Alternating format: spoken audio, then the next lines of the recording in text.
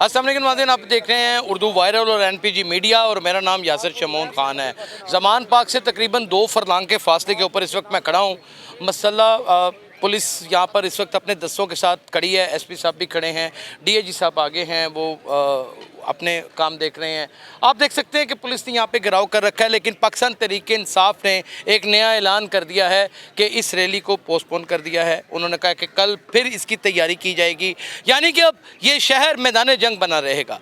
रोज़ाना सहाफ़ी हज़रात और तमाम शोबा जात से तल्लक रखने वाले पाकिस्तान तहरीक इंसाफ के अफराद, पंजाब पुलिस और फिर मुख्तलिफ ऐसे इदारे जो सर्व करते हैं इंतज़ामी अमूर को, अब वो सिर्फ़ और सिर्फ इसी काम में लगे रहेंगे। तब मुल्की मईशत का कितना ज़्यादा बेड़ा गर्क होगा, कहाँ तक हम जाएंगे और कितने नुकसानात मज़ीद उठाएंगे, ये एक बहुत बड़ा लम्हा फ़िक्रिया है। इसके ऊपर अवाम सोचती नहीं। वो अवाम जो 272 रुपये का पेट्रोल बढ़ने के ऊपर बाहर नहीं निकलती, वो अवाम एक लीडर के कहने के ऊपर लबैक करती है और आज़ादी के नाम के ऊपर जलसे और रैलियां निकालने के ऊपर इत्तफाक करती है।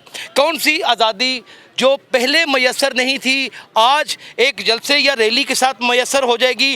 वो कौन सा ऐसा दफ़ा 144 का नफाज है जो किसी भी हुकूमत में पहले नाफज नहीं किया गया था और यही पुलिस और यही इंतज़ामिया उसके ऊपर बाकायदा तौर पे परसरे पैकार और सीसा पिलाई दीवार बन के नहीं खड़ी होती थी? वो कौन से ऐसे तसादम थे आवाम के दरमियान और इंतज़ामिया के दरमियान जो आज से पहले नहीं होते थे? ये सिलसिला चूँकि अब चल निकला है, ये सिलसिला कब तक चलेगा? जब तक इलेक्शन कैंपेन होगी, इस मुल्क में इलेक्शन होंगे, इस मुल्क में इलेक्शन नहीं होंगे, ये सारे बड़े अहम सवाल हैं। हमारे साथ इस वक्त पाकिस्तान तहरीक इंसाफ के अहम तरीन रुकन मौजूद हैं, जिन्होंने बाकायदा तौर पर ख़ुद एक तहरीक का दर्जा इख्तियार कर लिया है। कासिम सूरी साहब, अस्सलाम वालेकुम सर। वालेकुम सलाम। हजूरी वाला, ये तो तसलसल चल निकला है कि यहाँ पे रैली होगी और फिर रैली पोस्टपोन भी कर दी जाएगी, फिर रैली होगी, फिर पोस्टपोन कर आप दी मुझे जाएगी। देखें, ये सारे ये भी पाकिस्तानी हैं, इनको जबरदस्ती इधर ला के खड़ा किया हुआ है। इनका भी दिल नहीं चाहता, वो ये भी चाहते हैं जमहूरियत हो, मुल्क में इलेक्शन हो।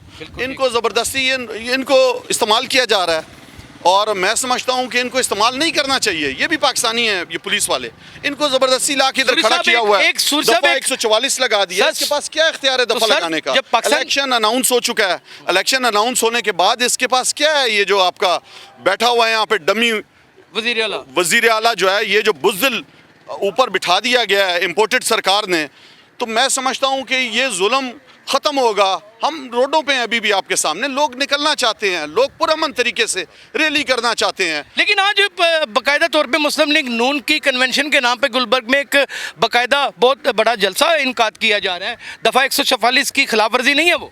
देखें, वो तो सर्जरी करा के लाडली अपना एक नया चेहरा बना के आ गई है। उसका ख्याल है अवाम बेवकूफ़ बनेंगे। अवाम को पता है, उसको एक तरफ जो है वो आज़ादी दी हुई है कि वो लोगों में जाए और लोग उसको सुनना नहीं चाह रहे। जिस तरफ पाकिस्तान का मकबूल तरीन लीडर है, जिसके साथ लोग निकलना चाहते हैं, लोग उसके साथ देना चाहते हैं, उसको आप पाबंदियां उस पर लगा रहे हैं। सर, एक थोड़ा सख्त सवाल करने की जिसारत करूंगा। क्या जब 3 साल 8 महीने आपकी हुकूमत रही, तब क्या दफ़ा 144 के नफाज नहीं थे होते? तब क्या अवाम के दरमियान और पुलिस के दरमियान दमादम मस्कलंदर नहीं था होता? तब क्या गिरफ्तारियां नहीं थी होती? क्या तब पॉलिटिकल विक्टिमाइजेशन का सिलसिला नहीं था चलता? देखें, हमारे दौर में महंगाई मार्च हुआ, बिलावल जरदारी लेके आया ट्रेन में, हमने नहीं रोका। हम आपके सामने मौलाना साहब आए, जी महंगाई है, और उन्होंने आके वहाँ पे डेरा डाला इस्लामाबाद में। कितने दिन तक वहाँ पे रहे? हमने कोई इन पे जबर जुल्म नहीं किया। पूरे पाकिस्तान से उनके काफ़िले आए, हमने तो नहीं रोका उनको। मैं समझता हूँ कि हमारा दौर, आपने देखा इमरान खान को गैर मुल्की ईमा पर हटाया गया। बरतानिया के साबिक सफ़ीर ने भी अभी बताया अपने इंटरव्यू में कि बाकायदा तौर पे CIA ने जो है वो अड्डे मांगे थे, इमरान खान ने नहीं दिए और इस वजह से उसको हटाया गया। जो सैफर मैंने खुद पढ़ा, हम कहते रहे, सैफर आज भी सुप्रीम कोर्ट में मौजूद है कि आप जो है वो उस पर तहकीकात करें। डिमार्श किया गया अमेरिका को, क्यों किया गया? इसी वजह से किया गया कि उसने मुदाखलत की। उसका सबूत हमारे सामने है। सिंध हाउस में किस तरह लोगों को करोड़ों रुपए देकर ज़मीर खरीद कर बंद किया गया। उसके बाद हमारी हुकूमत जब गिराई गई, आप मुझे बताएं, 9 अप्रैल को हुकूमत गिरती है और 10 अप्रैल को पूरा पाकिस्तान बाहर आ जाता है। इमरान खान घर में होता है, उसके बावजूद लोग बाहर निकलते हैं। क्यों निकलते हैं? इसलिए कि इमरान खान अपने दौर में अवाम को रिलीफ दे रहा था, एहसास प्रोग्राम कर रहा था। आपका कोविड से निजात दिलाई इमरान खान ने, पूरी दुनिया में सराहा गया। WHO जो वर्ल्ड हेल्थ ऑर्गेनाइजेशन है, उसने कहा कि 3 बेहतरीन ममालिक में है पाकिस्तान। दुनिया की मईशत गिर रही थी, इमरान खान ने GDP 6.1% से बढ़ाई, एक्सपोर्ट पाकिस्तान जिले शाह की शहादत के ऊपर क्या कहेंगे? देखा, लोग खुश थे इमरान खान से, कारोबार चल रहा था, एक्सपोर्ट बढ़ रही थी।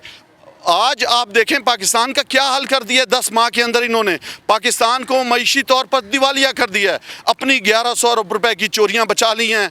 लोगों पर पेट्रोल का बम, डीजल का बम गिराते जा रहे हैं। आज चेयरमैन तरीके साहब, इमरान खान अगर गिरफ्तार हो जाते हैं, क्योंकि इस वक्त PDM हुकूमत में है और जोरों में है, और मुक्तदर जोरों में नहीं है, बुज़दिल डरे हुए हैं। किधर से जोरों में? जोरों में तो ये अवाम है पाकिस्तान की, जो आज इमरान खान के साथ खड़ी है। पाकिस्तान की अवाम भी ताकत का चश्मा गिनी गई है सूरी साहब। आज अल्लाह का शुक्र है, उसको एक ऐसा लीडर मिल गया है जो ना डरता है ना बिकता है, जो पाकिस्तान के अवाम के लिए कर रहा है, जो किसी गैर मुल्की एजेंडे पर गुलामी करके, पैर पकड़ के, बूट पॉलिश करके नहीं कर रहा। नाज़रीन, आपने देखा कि हमारे साथ साबका कौमी असम्बली स्पीकर कासिम सूरी साहब मौजूद थे। तल्ख सवालात का सिलसिला हुआ, तल्ख तरीन सवालात के ऊपर बहस व मुबाहिसा हुआ।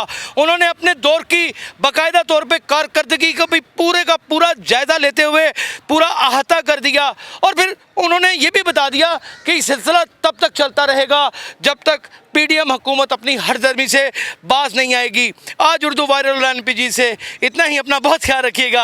अल्लाह हाफिज़।